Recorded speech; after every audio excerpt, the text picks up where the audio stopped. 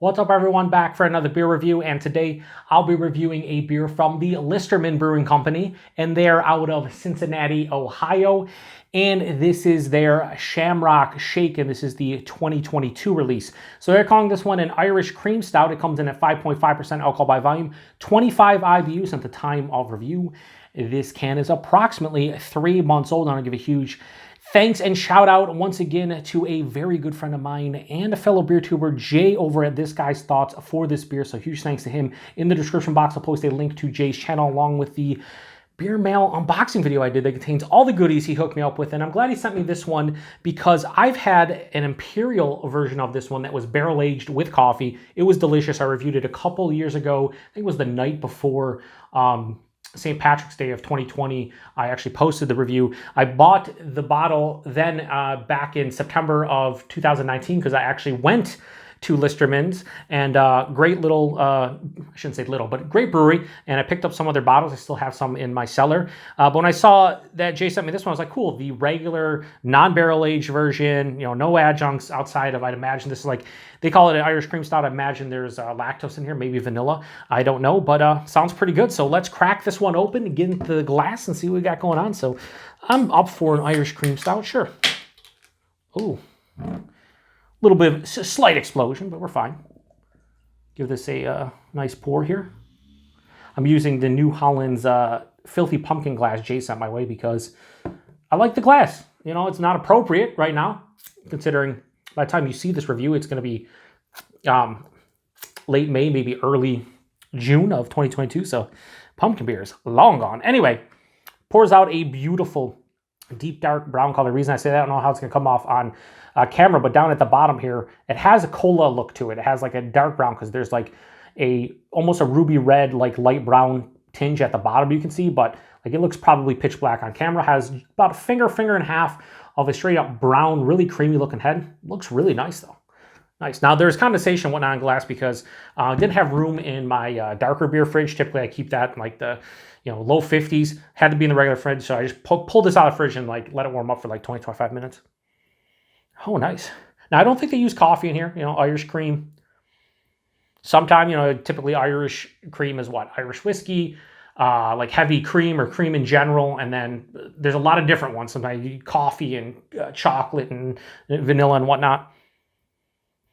But this just smells like a really nice sweet milk stout. There's a lot of like sweet milk chocolate, number one. Number two, there is definitely a lactose presence here. Has like a sweeter vanilla kind of nose to it. Sweeter, like creamy kind of essence. There's some nice roasted malt character underneath it.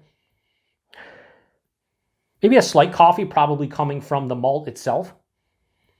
For a 5.5% Irish Cream Stout, which is basically, again, probably a milk stout of some sort, it smells really nice.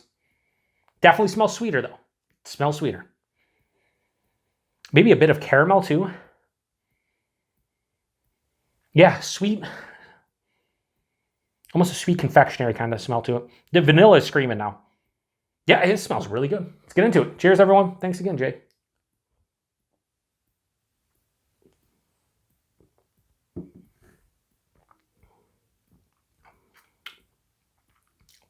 Not as sweet as the nose would indicate. It's more balanced, but I think I appreciate that because if this was super sweet, even at 5.5%, it might be tough to drink, that entire can. I have no problems after the first sip.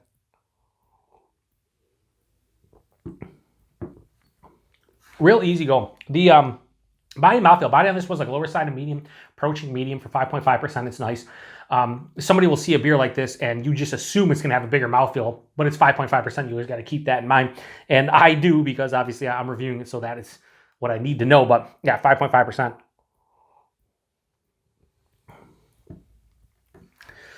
The mouthfeel, it's a really soft, smooth, and creamy. So I think the lactose is doing its job here. I don't know if they use maybe some flaked oats and whatnot, but body mouthfeel for something 5.5%, really nice. The taste, I'm getting, again, a lot of like roasty coffee kind of flavors, more so than sweet. Right at the forefront, nice, sweeter, roasty kind of malt thing going on. Passes through. There's darker chocolate, like more of like a 40 or 50% cacao bar, like a not a super sweet dark chocolate. There's a little bit of vanilla too, but halfway through the palate, there's this nice like coffee kind of bitterness. Again, I don't know if they use some coffee in here or if it's just coming from the malts, but has a real nice coffee kind of bitterness, and that carries to the back of the palate. This has a little bit of like a hop character too. A little bit of like a earthy, almost floral kind of hop character. It's mild to moderately bitter, and it finishes semi-dry. But the one thing I think I enjoy about this beer is that it does have a nice balance between the malts, the hops, and whatever adjuncts they're using in here. For 5.5%, it's very well balanced. It's very easy to drink. I could drink, 1 or 2 of these in a sitting and not get sick of it. It's not amazing. It's not blowing me away. I didn't expect it to. Just to keep it a buck, sub 6% milk stouts or stouts in general usually are hit or miss for me, and more often than not, they miss. I don't think this missed at all. I think they did a pretty damn good job with this.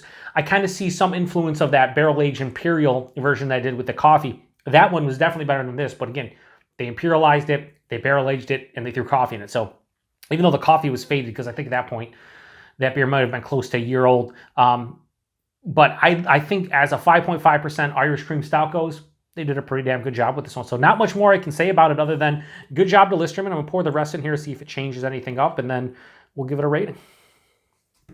I don't think it's going to, though.